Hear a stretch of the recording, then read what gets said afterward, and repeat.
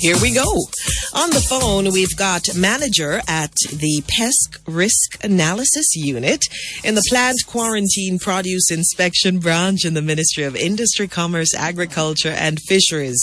And with a title like that, you know, old-time thinking would say it's a man. No, it's not. It's Tanya Richards. Good morning, Tanya. Welcome to Agrobuzz. Good morning. Thank you. Oh boy, what does your department have to do with mangoes? It's Agrobuzz, folks. I didn't introduce it properly. The weekly agricultural program here on Sunny Side Up. And now that Jamaicans in Miami, Fort Lauderdale, and West Palm Beach in Florida are able to sink their teeth into the succulent Julian East Indian mangoes, you have a lot to do with that. So your entity has been making sure that the mangoes are compliant with the U.S. import requirements. And we want to know exactly what that entails. What exactly does the department do to make sure that they're compliant? The Plant Quarantine Produce Inspection Branch provides technical support to farmers and exporters on how to identify the pests of quarantine significance to the U.S. Additionally, we provide information on pest management techniques that should be implemented to control these pests from the farm level and at the packing hole. Okay, and what do you look at to ensure that a mango is fit and ready for export? We conduct an internal and external inspection of the mango. What do you mean internal inspection of the mango? You eat it? Well, when we inspect the mangoes internally, we cut the mangoes. So we're looking for the presence of what most Jamaicans refer to as maggots or worm. No, let's say it right. Maggage? Yes, maggage. Okay. And what else? Externally, we're looking for the presence of pests as well. We're looking for insects and diseases. And we want to know that the fruit is mature enough to ripen when it reaches the market. How do you tell the difference? Because sometimes green look fittish. Well, true. But when the mango turn, that's what we're really looking for, a turn mango. Okay. How many local farms does your department work with in this process? Presently, there are 2 farms that are registered in the program, one in Hearties and one in Albion in St. Thomas. We're working with additional farmers in St. Thomas to enable them to join the program as well. And how many mangoes is that? Can you estimate?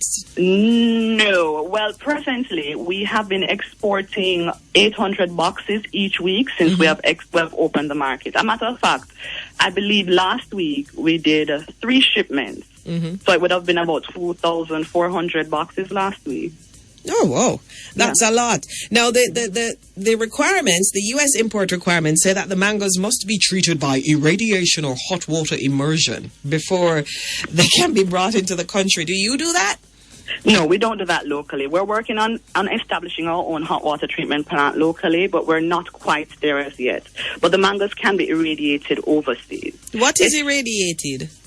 So basically what they do is to expose the mangoes to some ionic waves that kill off the pests? Yeah, basically it kills the pests. You're right.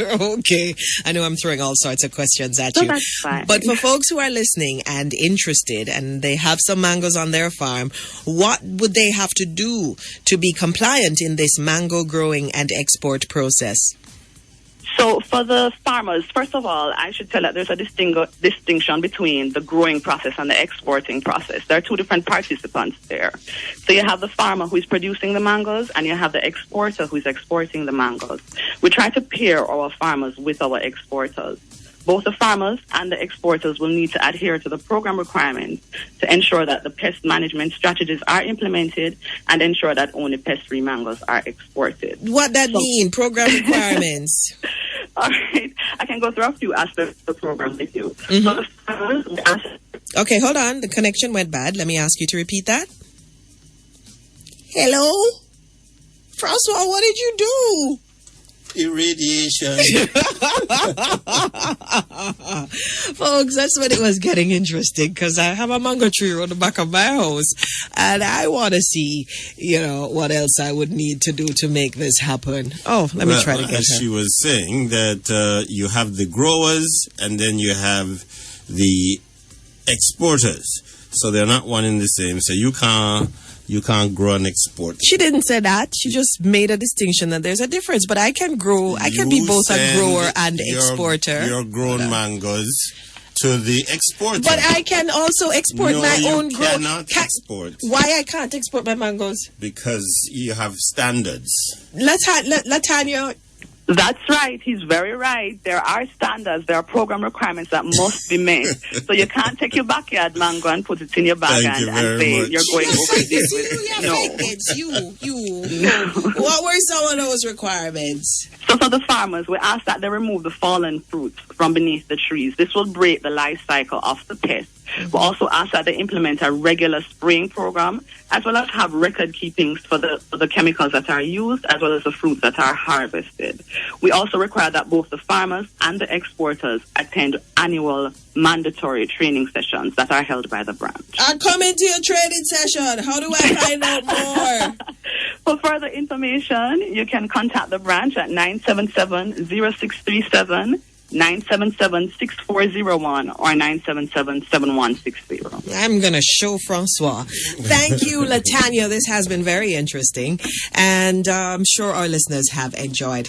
There you have it, folks. Our guest today has been Tanya Richards, giving us a look behind the scenes, what exactly has to happen from the perspective of the Pest Risk Analysis Unit in the Plant Quarantine Produce Inspection Branch in the Ministry of Industry, Commerce, Agriculture and Fisheries. That's a hell of a title there. For more information on what's happening in the agricultural and agro-industry sector, please visit the Ministry's website at www.micaf.gov.jm. Also, follow them on Twitter, check them on Facebook, and listen again next week to Agrobuzz. Thanks, Latanya. Thank you. Bye. Take care.